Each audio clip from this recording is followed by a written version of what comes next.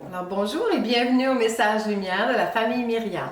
Bonjour, Mado et moi, nous sommes très heureux de vous retrouver, d'autant plus qu'on revient, comme Alain et Nathalie vous ont raconté, Richard également, on revient de Rome, de voyage en Italie, un beau pèlerinage. Rome et Assise. Alors, des petites choses à vous compter par rapport à ça, à travers ce message lumière. D'abord, l'Évangile. En ce temps-là, Jésus disait à ses apôtres, « Ne craignez pas les hommes. Rien n'est voilé qui ne sera dévoilé. Rien n'est caché qui ne sera connu. Ce que vous dit dans les ténèbres, dites-le. Ce que je vous dis dans les ténèbres, dites-le en pleine lumière. Ce que vous entendez au creux de l'oreille, proclamez-le sur les toits. Ne craignez pas ceux qui tuent le corps sans pouvoir tuer l'âme. Craignez plutôt celui qui peut faire périr dans la géhenne l'âme aussi bien que le corps. 2 moineaux ne sont-ils pas vendus pour 1 sou? Or, pas un seul ne tombe à terre sans que votre Père le veuille. Quant à vous, même les cheveux de votre tête sont tous comptés. Soyez donc sans crainte, vous valez bien plus qu'une multitude de moineaux. Quiconque se déclarera pour moi devant les hommes, moi aussi je me déclarerai pour lui devant mon Père qui est aux cieux. Mais celui qui me reniera devant les hommes, moi aussi je le renierai devant mon Père qui est aux cieux. » Une parole qui m'a touché là-dedans. Oui, c'est ça. Ce que vous entendez au creux de l'oreille, proclamez-le sur les toits. Alors, ce qu'on a vécu à Rome, entre autres, moi, c'est l'église Santo Stefano Rotondo. C'était une église qui était faite en rond et il y avait plein de tableaux des martyrs, mais c'est l'objet de leur martyr qui était peint. Alors, c'était dur quand même, c'était dur, mais on voyait des visages sereins, des visages, des mains jointes, c'était bien fait, là. On sentait de l'espérance à travers ça, même des légers sourires, là. Fait que c'est ça, c'était comme, ça a été des témoins jusqu'au bout, mais avant d'être témoins à la fin de leur vie, ils l'ont été probablement tout le temps, tu sais. Ouais. Puis, On peut dire qu'ils ont été portés par l'amour. oui, c'est ça, ils ont été portés par la grâce. C'est là que je voyais qu'il y avait, oui, mais c'était vraiment ça, une chance tu me ramènes. C'est que je voyais qu'il y avait une force vraiment plus grande que nature. C'est sûr que ça prend le bon Dieu. La grâce était là, c'était tangible, c'est beau de voir qu'à travers cette souffrance-là, il y a ça n'a pas dû être facile, mais c'est ça, il y a l'espérance, il y a la paix.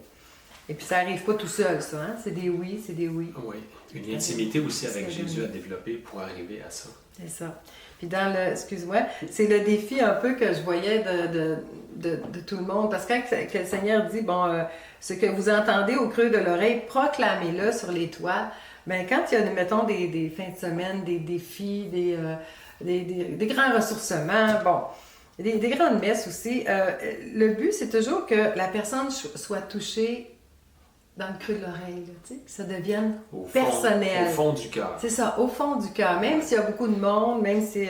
que ce soit quelque chose de personnel qui vienne. Puis, une fois saisi, une fois touché, ça, c'est ça que le Seigneur nous demande de témoigner. Dans le fond, de témoigner de ce qui nous touche comme ça. Ce que vous entendez au creux de l'oreille, dites-le. Et Sœur Jeanne Bizier, la fondatrice de la famille Myriam, disait qu'elle n'avait jamais rien enseigné, qu'elle n'avait d'abord vécu.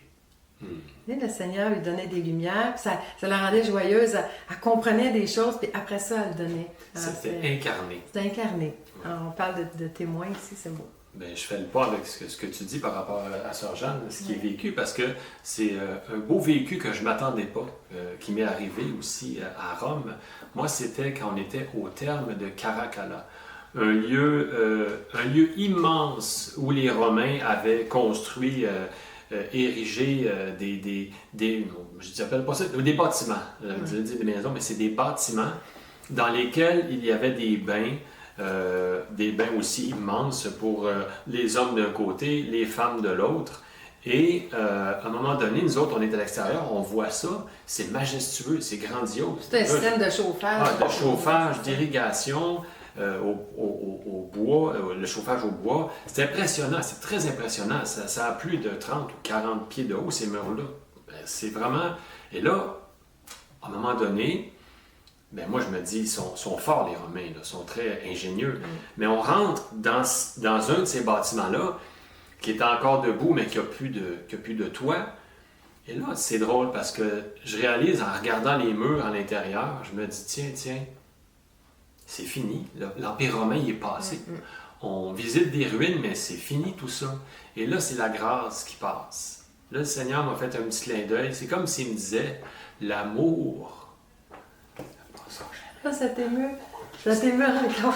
On va le laisser, c'est correct. C'est spécial. Ah, oui, c'est ça.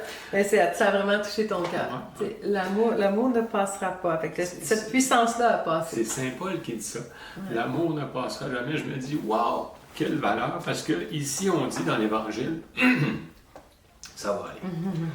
Soyons sans crainte. D'abord, c'est extraordinaire parce que Jésus nous dit, ayez pas peur, je vous aime d'un amour qui finira jamais. Mais en plus, il dit, vous valez bien plus. Les moineaux. Faut que t'arrêtes, tu vas me faire pleurer, ça, puis qu'elle va continuer.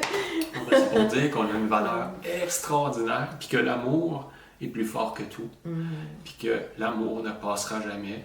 C'est ce qui va rester. Dieu nous aime de l'amour qui ne finira jamais, comme le dit la chanson. Ouais, c'est beau. Alors, osons témoigner, simplement. Aimer et témoigner. Merci, puis à la prochaine. Au revoir. Jésus.